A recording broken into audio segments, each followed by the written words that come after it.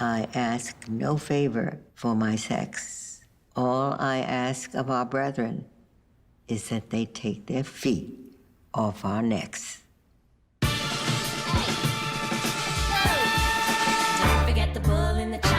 We welcome today Justice Ruth Bader Ginsburg. She's become such an icon. Do you mind signing this copy? I am 84 years old, and everyone wants to take a picture with me. Notorious RBG. Yeah. When you come right down to it, the closest thing to a superhero I know. Ruth Bader Ginsburg changed the way the world is for American women. I became a lawyer when women were not wanted by the legal profession. Thousands of state and federal laws discriminated on the basis of gender. She was following in the footsteps of the battle for racial equality. She wanted equal protection for women. Men and women are persons of equal dignity, and they should count equally before the law. She captured for the male members of the court what it was like to be a second-class citizen. The point is that the discriminatory line almost inevitably hurts women. I did see myself as kind of a kindergarten teacher in those days because the judges didn't think sex discrimination existed. I have had the great good fortune to share life with a partner truly extraordinary for his generation. He was the first boy I ever knew who cared that I had a brain. She is a center of power on and off the court. Every time Justice Ginsburg wrote a dissent, the internet would explode. I came up with a couple slogans. You can't spell truth without Ruth. I surely would not be in this room today without the determined efforts of men and women who kept dreams alive.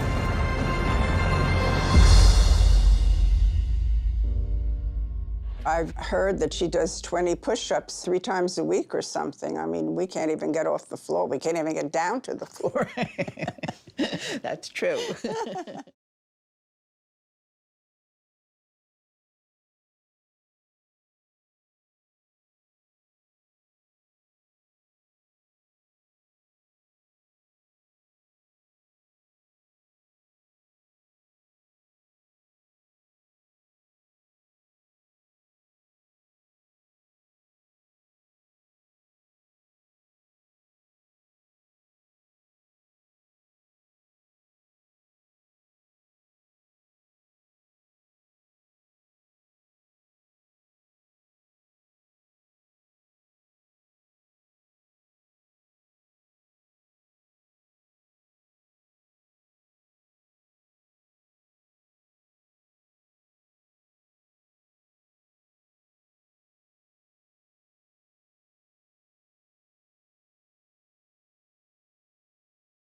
I had written a book about women in World War I.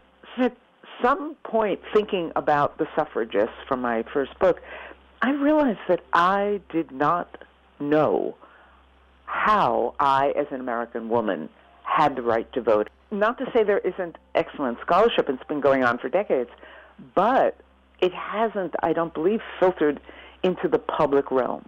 Such an important story, I realized that there was a gap and needed to be told to the general public. And that was what propelled me to think about writing about suffrage. The title, The Woman's Hour, comes from historical reference. In 1916, the federal amendment, which has been stalled in Congress for almost 40 years at that point, finally begins to get some traction. Carrie Chapman Catt, the leader of the mainstream suffragists, stands up and declares that the woman's hour has struck. She rallies the tired and dispirited suffragists to make one last incredible push to get it through Congress and then to get it ratified by the states. I use her call to imagine the women's hour as the title. It has great historical resonance in the history of the movement and the history of the nation. As I was researching and writing the book, I realized how much this was a book about how change is made in a democracy, how our Constitution is a living document, how does a democratic society, how does our American society address laws that are no longer applicable or are no longer healthy for us to live by? Suffragists have to lay the groundwork, and then they have to apply the law. And so they become experts in how state law works and then federal law. And many of them train in the law. You see a lot of them either reading law or actually becoming lawyers. They learn to not only protest, which they do, and they take to the streets, but they also learn how the legal process works and how to use the process for advancing a better and more inclusive democracy. This is a story of ordinary women banding together and supporting one another to change America and to win what is the most powerful and sacred right of a democracy, the vote. And how they did this over 7 decades is an amazing story. And it all comes to a crashing climax in Nashville, Tennessee, in the summer of 1920.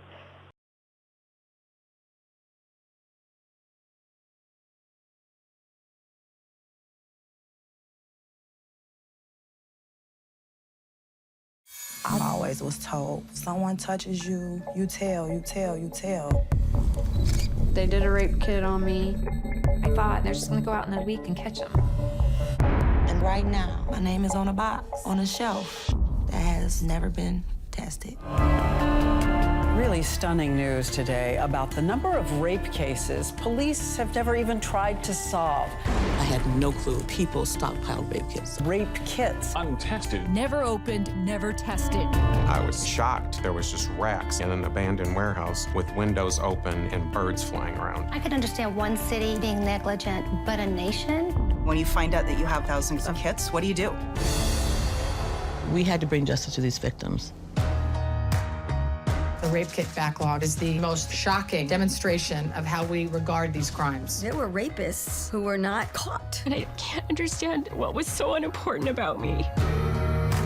What were you wearing that particular morning? What they see doesn't look like a real victim.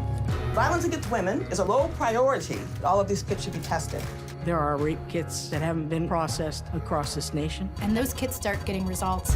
Every day we get another 20 to 30 hits. Over 700 identified serial rapists, just in one city, in one county, in one state. Of course we made mistakes. We didn't realize the potential. You can't change or fix what happened to one person. What you can change is what might happen to someone else. When you get that list of names and it just scrolls down and it doesn't stop, this is something where we can't rest. You don't tell me what I can and can't do. And all it takes is focus, dedication, and commitment. The system should be more accountable. I am evidence that this is not just a kit, this is a person.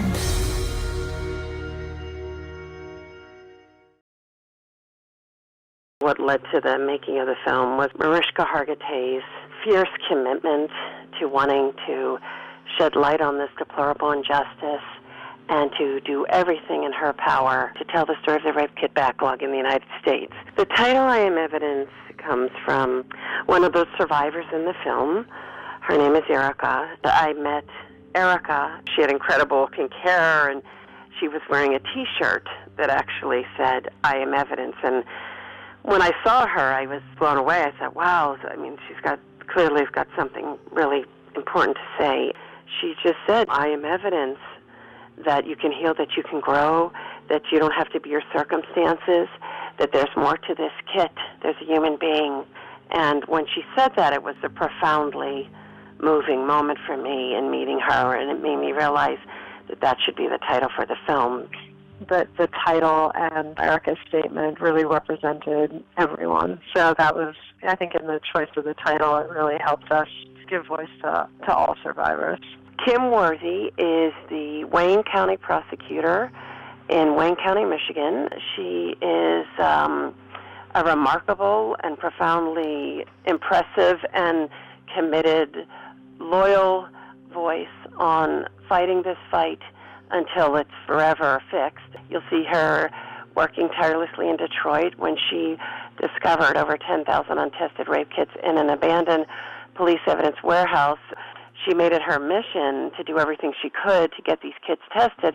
She testified before Congress with Mariska Hargitay, and that's how they met, and that's how that union began. To be recognized by the Bar Association is incredibly powerful and meaningful, and it enhances the impact that we can have with this film, with this work, and with this struggle and ongoing fight.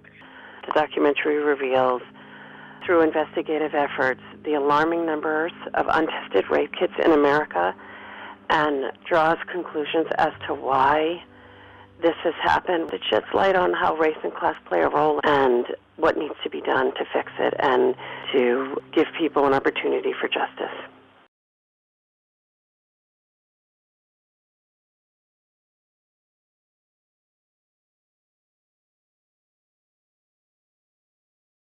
I sit right next to Zeke Fox. Zeke is an expert on the shady side of Wall Street. And for years, he's been hearing about the cash advance business. That's been the latest way to make a quick buck. Last summer, one of his sources forwarded him a court document from a dispute between a cash advance lender and a borrower. And this case hinged on the confession of judgment, which is this legal instrument that neither Zeke nor I had ever heard of before. And it struck us as really bizarre that a lender could essentially win a court case in advance before there was even any dispute, and then use the confession to go after somebody and take their money. So we started poking into it a little bit and found out that this one case that we'd heard about wasn't a one-off. It was actually part of a massive surge of cases. A confession of judgment is an ancient legal instrument. It goes back at least to the Middle Ages. Antonio in Merchant of Venice says that he confesses the bond. It's mentioned in Dickens and Pickwick Papers. The merchant cash advance industry uses a particularly aggressive form of a confession where the lender obtains a confession of judgment for a debt prior to ever there even being a loan. The concern about confessions of judgment from a due process perspective is that in many cases these confessions are being filed in court with no process to determine whether the allegations made by the lender are accurate. The series Sign Here to Lose Everything has led to government action on a number of levels. Some county clerks just stopped processing confessions of judgment. New York legislators have submitted bills that would effectively halt their use. Federal lawmakers have proposed nationwide bans on confessions of judgment. Our series describes a legal system by which predatory lenders are crushing small businesses all across America, not by doing something illegal, but by using the law and using the court system as a weapon. What's most amazing about it to us is the way the court officials and the New York City government and city marshals are allowing it to happen, and in many cases actually participating and profiting from this unfair system.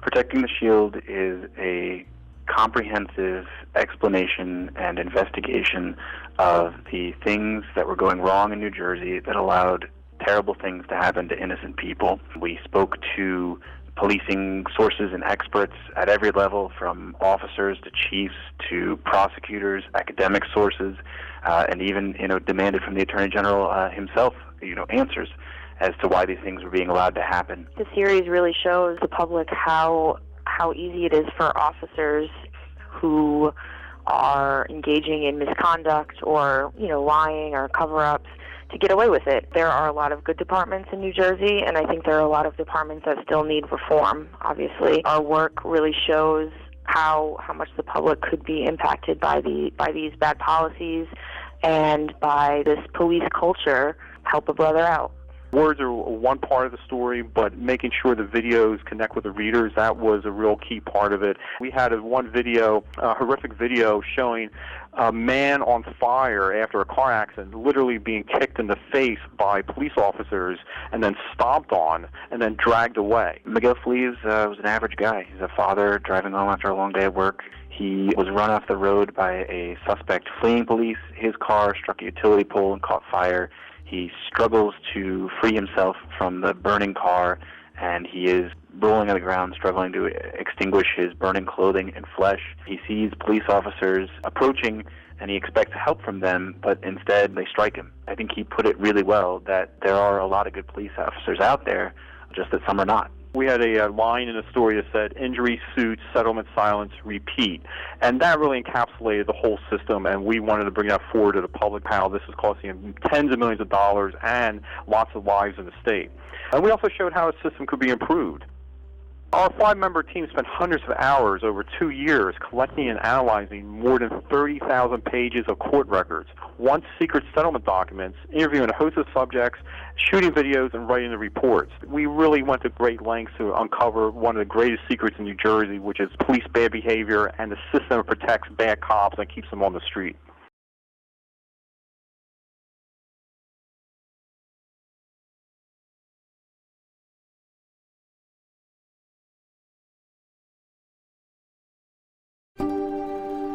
You know, the number one rule of political or watchdog reporting is follow the money.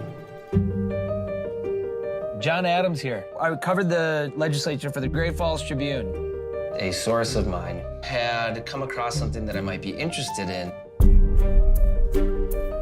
Voters in your district had never seen something. No, this was a whole new political attack. They send out all these mailings. They don't care if they lie. Nobody knows who they are. They call them dark money groups, and that's exactly what they are. Corporation funnels money to a dark money group. They send out postcards attacking the opponent. When that candidate gets elected, they support the agenda of the corporation. I don't know how to fight them. I can't pick up the phone and say, hey, what's your interest in candidate X? Because I don't know who they are. And it's not just Montana. Campaign finance is the gateway to every other issue that you might care about. Americans are barraged by these political advertisements that are funded by who knows whom. We don't even know if they're domestic. Politics is just child's play to business. They know how to manipulate the system. You can buy the politicians, you can buy the judges. When I first got to the FEC, I thought that we would work together on issues such as disclosure. If A fails 3-3, Oceans fails 3-3, that fails 3-3. The FEC will not enforce the law. New allegations in court against a leading legislator. What's at stake is whether or not Art Whittick broke Montana campaign finance laws. Do we care enough to demand that politicians comply with our campaign laws? The bottom line is, did Whittick know that he was receiving all of these services? I'm going to call it like I see it. This man cheated. The people who want to keep dark money have a real problem. The public does not agree with them. They want a government that works for them. It doesn't work for special interests, doesn't work for political parties, it works for them. This is scary stuff, but I think this is the proving ground now for the American experiment. I grew up in Montana, and even though I live in New York City right now, I still stay very connected to my home state, my family that still lives there. And when I saw that there was a story developing in my home state that would allow me to tell this really complex story of how money in politics works, I latched onto that. What we saw happening in Montana hit in a really big way in 2012, where more money per capita and more television ads were run in Montana than in any other state. And a lot of that money was anonymous money, was dark money, and we had no idea who was behind these big, huge ad spends. You're talking about a system that is based on intentional obfuscation. So it's hard to tell that story.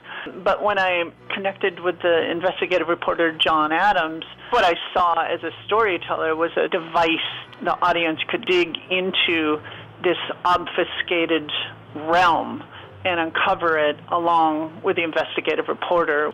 It's something I think that ultimately let us tell a much bigger story than would have been possible if we didn't have a pathway through that complicated landscape. The making of this film, I have become a huge watcher of the courts and of legal procedure.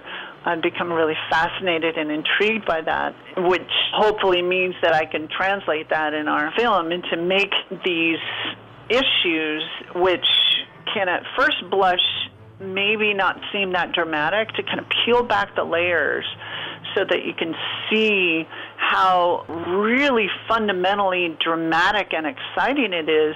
For example, for Steve Bullock as the Attorney General in Montana to go to the U.S. Supreme Court and try to defend a law that's 100 years old. I mean, that was a really exciting journey that he took. And you can also find it at the end of our film in this dramatic courtroom trial. Dark Money is about how money influences politics, especially secret money in politics. And it's probably describing something that you already know at a gut level, that corporations and super rich people are influencing politicians with their money. I mean, we all kind of know how that goes on. We all know that the dots are there.